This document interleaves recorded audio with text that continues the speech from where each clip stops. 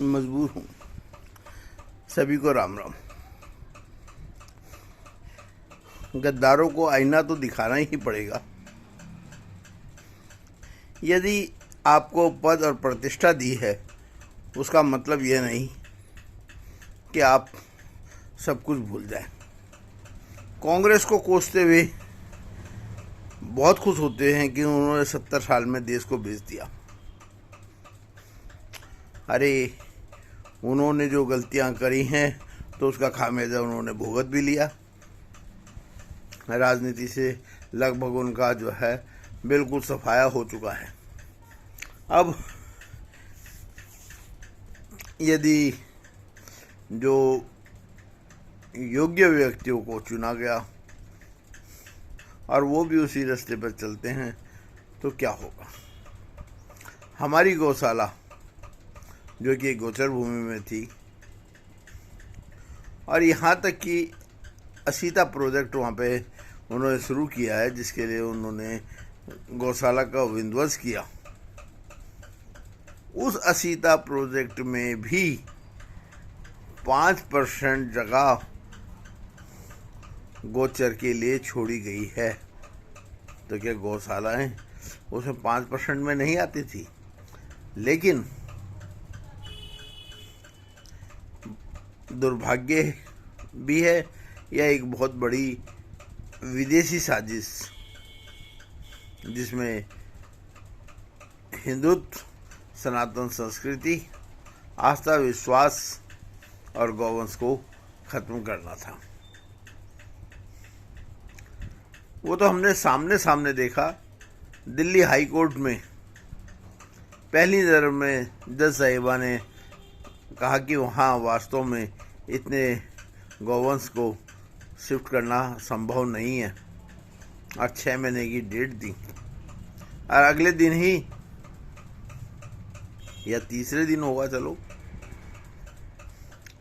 सारे कागजात गायब कर दिए गए और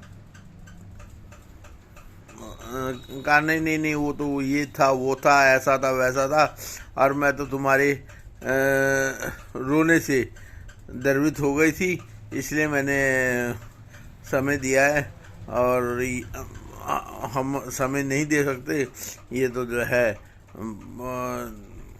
जो हमारा प्रोग्राम चल रहा है, हम उसमें कोई समय नहीं दे सकते। 1 महीने के अंदर अंदर ही खाली करने का आदेश दे दिए। आप समझ भी नहीं पाए कि क्या कर रहे हो, कैसे कर रहे हो। उन्होंने कहा कि आप दिल्ली की 4 गौशालाएं हैं, उनमें 6 महीने के लिए अपने गौवंश को भेज दीजिए, इतने इंतजाम कर लीजिए।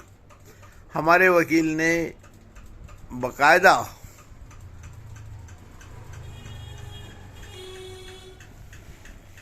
प्रूफ समेत ये दिखाया। ऑडिट रिपोर्ट जो थी 4 गौशालाओं की, उनमें 3000 गौवंश प्रति महीने मर जाते थे। कहे भाई हमने मारने के लिए थोड़ी भेजने। तो कहें हाँ कोई बात नहीं, अगर ऐसा है तो कोई बात नहीं जी, आप जैसे मर्जी करो। वहीं पर उन्होंने पूरी कोशिश करी गौशाला को एक डेयरी दिखाने की। देखिए, किसी के ऊपर उंगली उठाना बहुत आसान है। अगर किसी के ऊपर उंगली उठाते हो, 4 उंगली आपके ऊपर भी उठती है।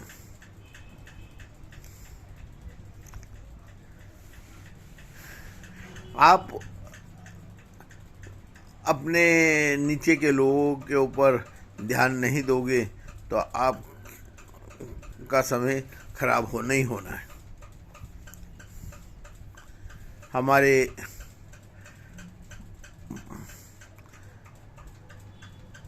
एक बहुत योग्य व्यक्ति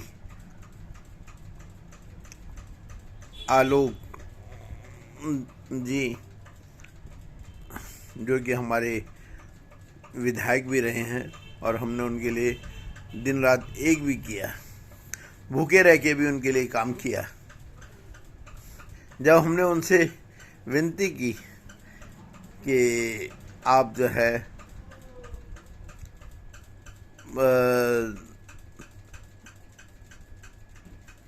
एक सांसद महोदय से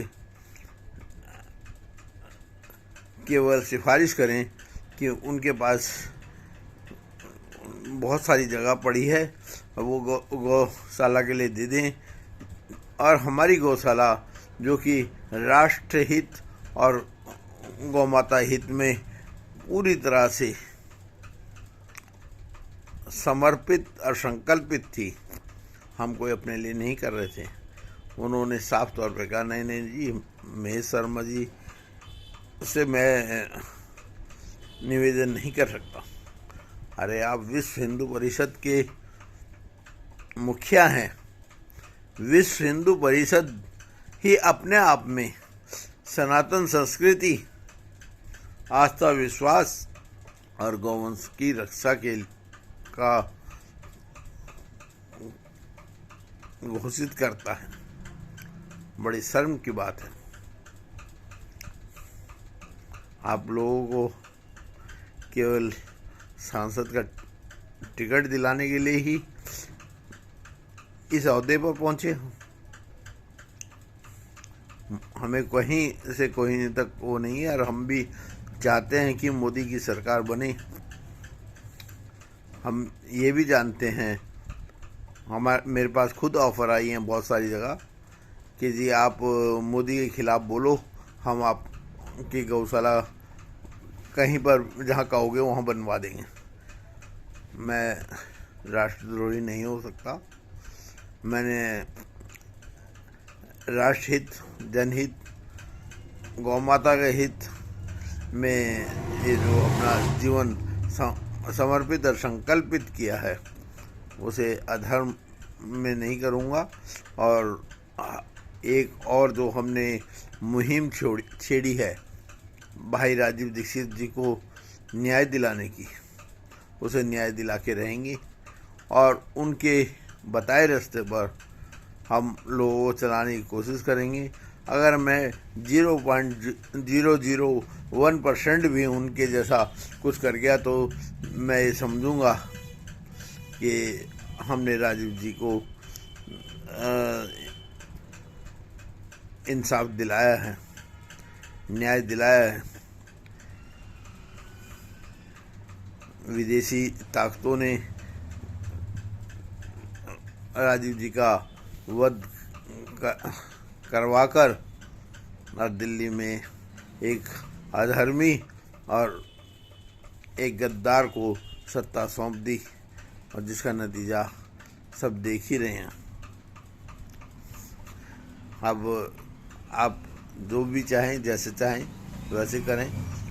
आज तक दिल्ली के किसी मुख्यमंत्री ने 400 करोड़ वक्फ बोर्ड को दिया है, या अनिल अंबानी को धमकी दी कि तुम्हारी ज़मीन वक्फ बोर्ड की ज़मीन, तुम्हारा महल वक्फ बोर्ड की ज़मीन पर बना हुआ है, अगर मैं होता तो मैं उसे तोड़वा देता।